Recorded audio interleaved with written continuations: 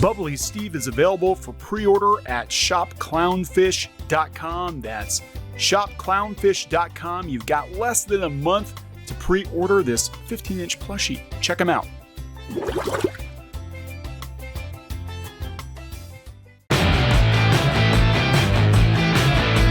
Hey guys, welcome back to Clownfish TV. This is Neon. I am here with Geeky Sparkles. Hello. And we're going to talk about Masters of the Universe again. Well, not just Masters of the Universe. She-Ra, these narratives they keep spinning about 80s shows, etc., etc. Yeah, they keep saying that women in 80s shows in particular had unrealistic body types. But we're going to correct that by yet another unrealistic body type. Yeah, we're going to talk about this because, we did mention actually in a video the other day that Filmation used a lot of rotoscoping for its characters. Mm-hmm. So He-Man and Teela, believe it or not, were actually real people. And Skeletor too. Yeah, so imagine that. Right. No, but those are unrealistic. These are unrealistic.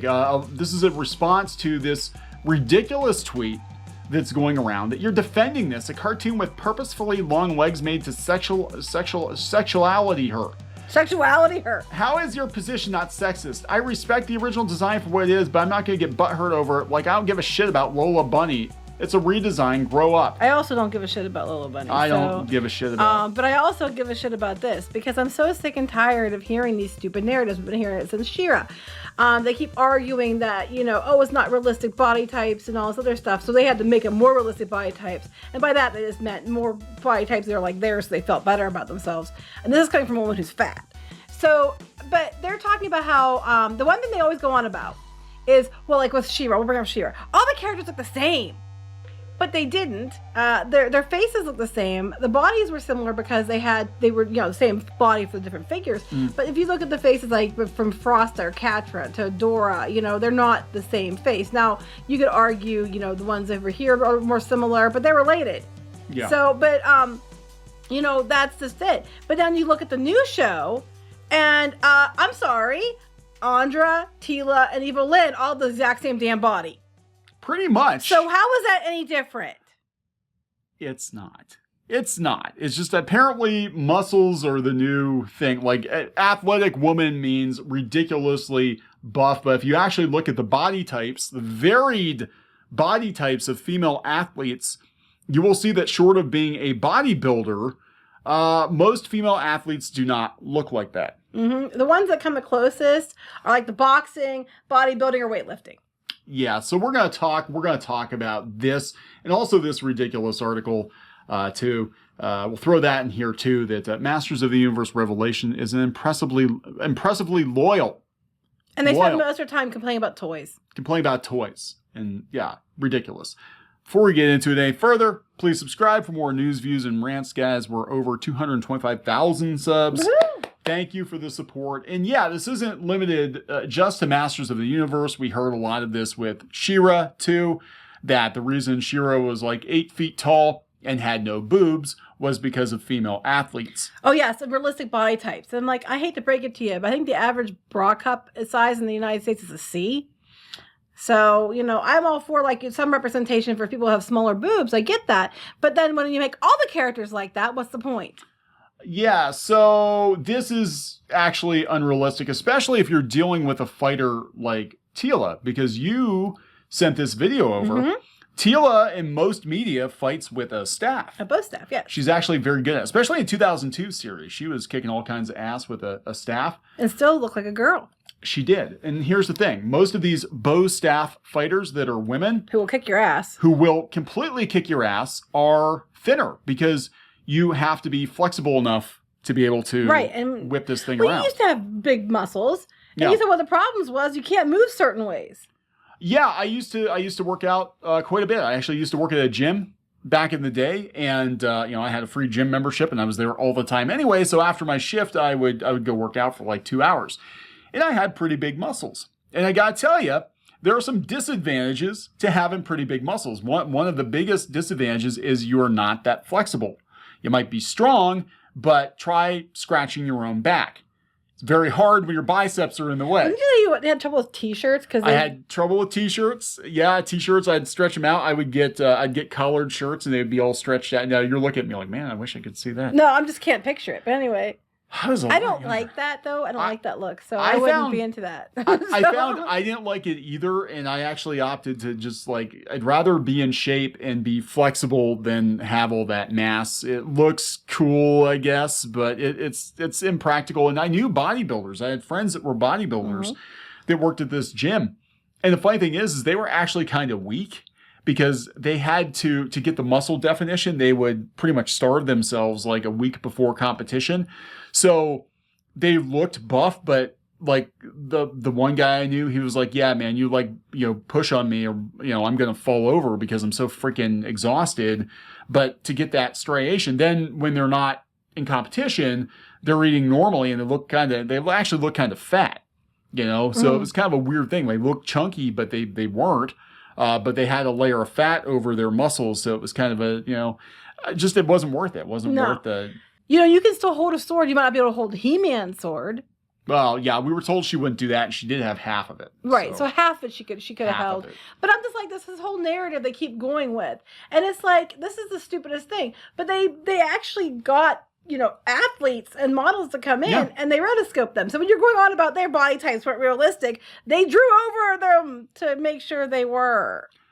Yeah. So I'm just so go figure. So this is an unrealistic body type, literally traced over an athletic woman. Yeah. How dare she? And she looks like she's kind of tall too, compared, she's like standing up to the guys and she's the same height. Yeah. So it's just, that they're short. It's just funny to me. They keep arguing this. And then the other argument they make, that's the one we kept hearing with She-Ra. Well, they all look the same when they didn't. Their faces were different. They're doing the exact same thing with the He-Man, with the women in this He-Man, or Masters of the Universe Revelation. I'm sorry, there's no very little He-Man in there. There's no He-Man. They all look the same. I mean, if you take the heads off, they basically the same body. And even Lynn looks like she might even be bigger than Teela.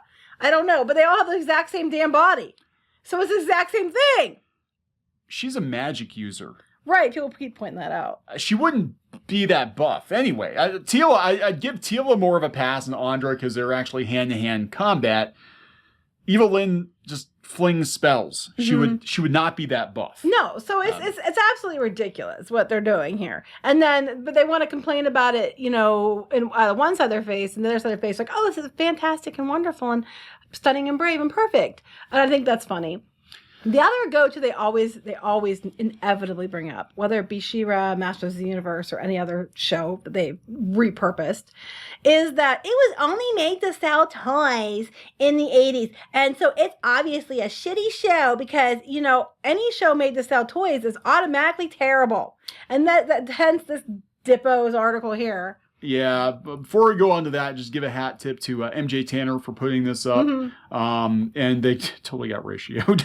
Yeah, totally they deserve to get ratioed. Deserve it. So go check them out on Twitter.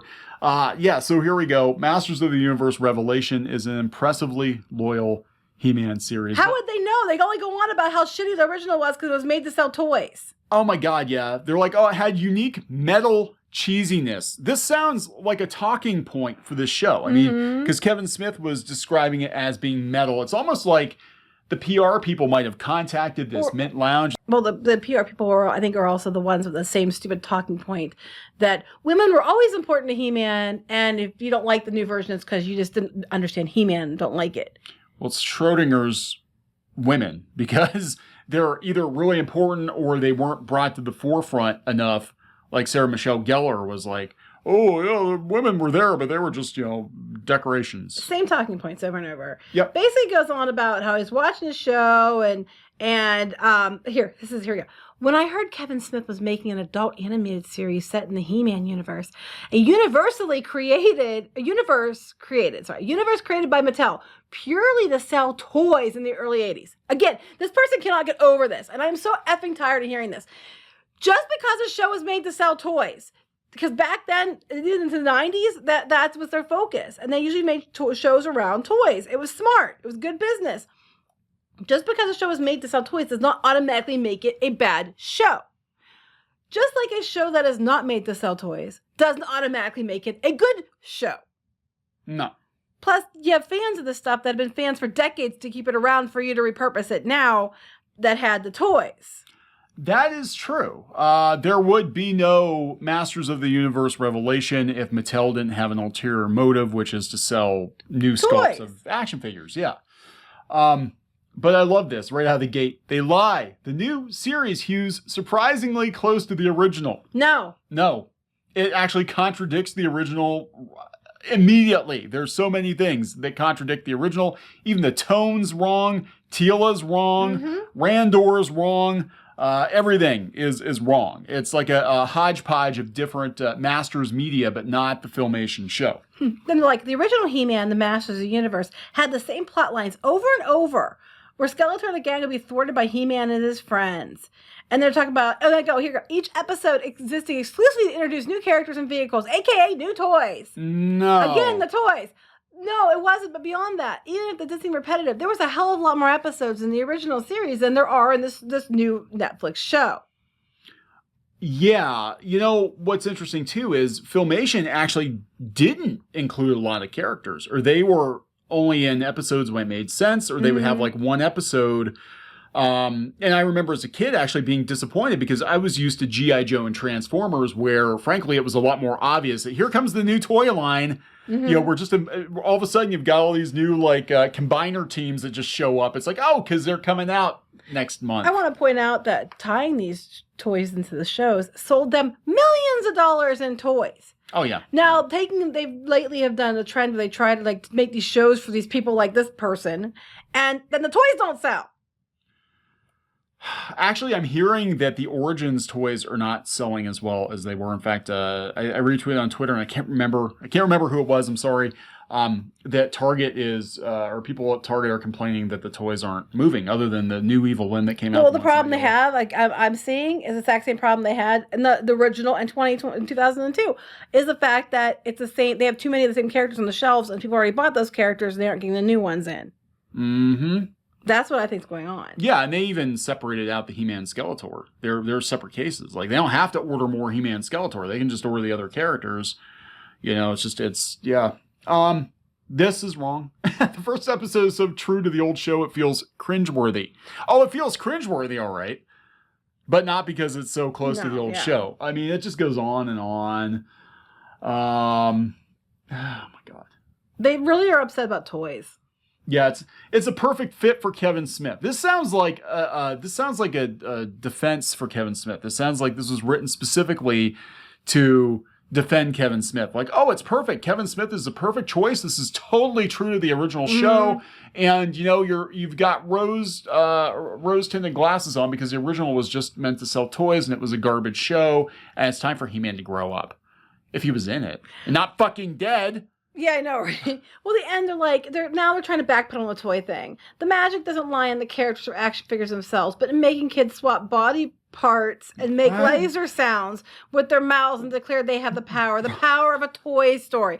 Well, you just got done bitching about toys more than once. And that's a narrative we keep hearing. It's always, they all look alike, they're not realistic, it was in the 80s, so it was only made to sell toys, so automatically it makes it terrible. Now, the thing about the He-Man the series especially was, the show was based on the toys, yes, but it wasn't the same the story that they had originally planned. The animation actually was what told the story and got people interested to buy the toys, but it wasn't what they had given them from the comics to work with. The toy line was very different. The story from the toy line was very different from, you know, when it started. And Masters, I mean, it was around for a couple of years before the show came out, but it was basically just a knockoff of Conan. It was like Conan with science fiction elements. It was almost like if we took Conan the Barbarian and we took Star Wars and we smushed them together, this is what we got, you know, and that's what they ran with. And that was kind of reflected in the mini comics and the books until Filmation gave it like an actual storyline. Yeah, and that's what they said they wanted to do. They said, if we're going to do this, we're going to actually make it a good story. Yeah.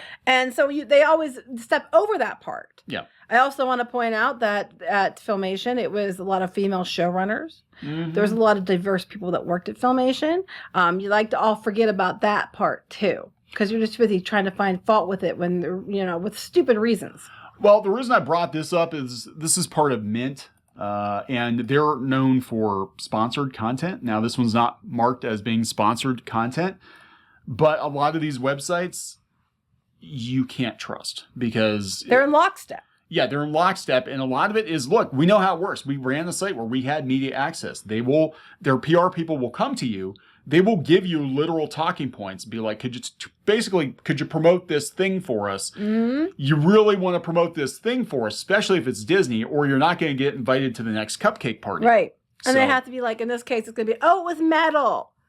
Oh, Kevin Smith is a mega fan. This sounds like it could have been written by Kevin Smith in disguise. Yeah. Like, I'm not kidding. Like, Kevin Smith is such a fan. He named his daughter Harley Quinn, and it's so reverential and it's metal. I'm like, sounds like a lot of the talking points that he had. Yeah, they're talking points they keep going with are, well, if you don't like it, it's because you're not a real fan, because the original had Teela in every episode. Yes, Teela was in most every episode, acting like Teela.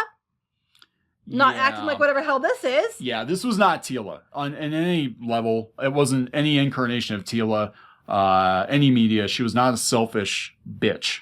I'm just tired of it. They keep going to these same stupid points. We saw it with She-Ra. We've seen it with Thundercats Roar. We're seeing it now with this Masters Universe Revelation that, not realistic bodies. They all look the same. They look the same in the show. Because of toys. Well, if a show is terrible if it's made to sell toys, it makes it automatically bad. What is their explanation for Revelation? Because right off the bat, they're making it to sell toys. Yeah, the toys were out a couple months before the show, and Mattel, they picked characters they thought would sell. He-Man, Skeletor. Mossman. Evil Lyn, Battle Cat. You did not see Teela in the first wave, because I think they knew she was going to sit on the shelf next to Captain Marvel. Mm-hmm. Probably. But my point is, if it's a bad sign, if a show's automatically shit because there's toys associated with it, they sell toys, then I guess this show's shit right from the get-go, because that's what they're trying to do is sell toys. And then you have shows like She-Ra where they couldn't even sell the toys because people weren't watching it. Yep. So I'm like, I don't know what to tell you. It doesn't automatically make a show crap if they're selling toys, nor does it make a show good if they're not. It's part of the marketing. They have to do it. I mean, look at what happens with anime and manga. They go into a publishing deal or a production deal for an anime, and they bring the toy company in too, because they're like, look, we look at the whole package, not just because these shows are crazy expensive. So it's not just Netflix revenue that's paying for it. It's also, especially if Mattel's coming in as a co-producer, which I've heard they are, then they're kicking money in too, and they want to get their investment back. So they got to sell toys. It's how they're getting their money back. Right. And then people bring up like Ghostbusters 2016. There were toys right from the get-go for that show too. Yeah. So, I mean, your argument's invalid. And I'm so tired of hearing the same. I mean, at least, be creative enough to come up with a new narrative. You've been using the same one for several years. It's getting tired. It's just a toy show. Well, guess what? Shows don't get made otherwise. I mean, look at what's going on with Cartoon Network now, where they're like, oh, we're not going to do shows like Infinity Train, even if it's a good show, because frankly, it's not the right demographic. They want younger shows because they want to sell toys. That's what this is about. They'll take something like Paw Patrol. It's selling the shit out of toys. Yeah, which will sell, and that's what they're looking at. Cartoon Network is like, we got to age these shows down. It's great that we've got a high quality show for 20-somethings, but they're not going to buy shit. So we got to come up with something that's going to sell toys, because that's what helps pay the $500,000 to $1 million plus an episode that costs to produce this stuff. Right, you have a fit about it, like having toys makes it somehow shitty, but do you want the show or don't you? Yeah. I'm just like, just take your narrative and shove it up your ass, because I'm tired of hearing about it. All right, we're going to wrap this up? Yep. Okay, so please subscribe for more pop culture news, views, and rants, guys. We'll talk to you later. Bye.